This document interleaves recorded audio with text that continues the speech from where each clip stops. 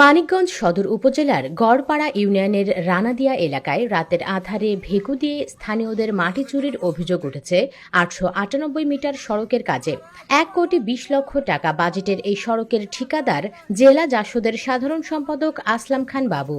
ঠিকাদার আসলাম খান বাবু মাটির কাজ দেন স্থানীয় বিএনপি নেতা আব্দুল মালিককে।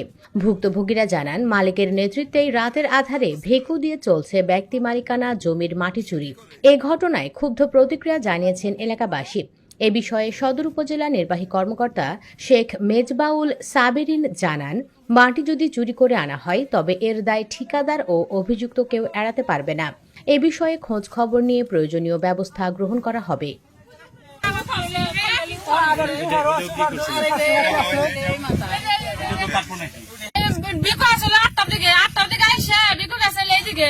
গেছে পর মানুষ ঘুমাইছে পর রাত 12 পরে এনে ঢুকে দিছে বিকু।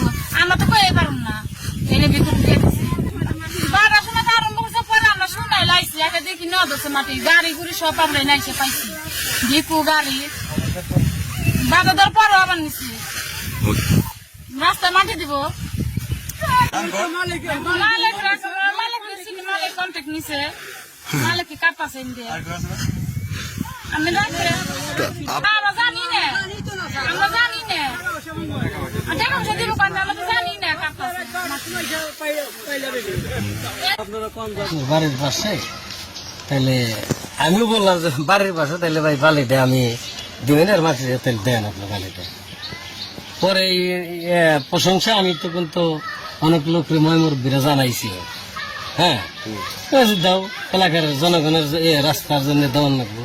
পরে আবার হলো আমি মোটামুটি একটু পরিশোধও বইছিলাম, সামান্য কিছু মাটি লাগবো, 1000-20 বালি লাগবে। আমাদের সাথে যুক্ত থাকার জন্য ধন্যবাদ।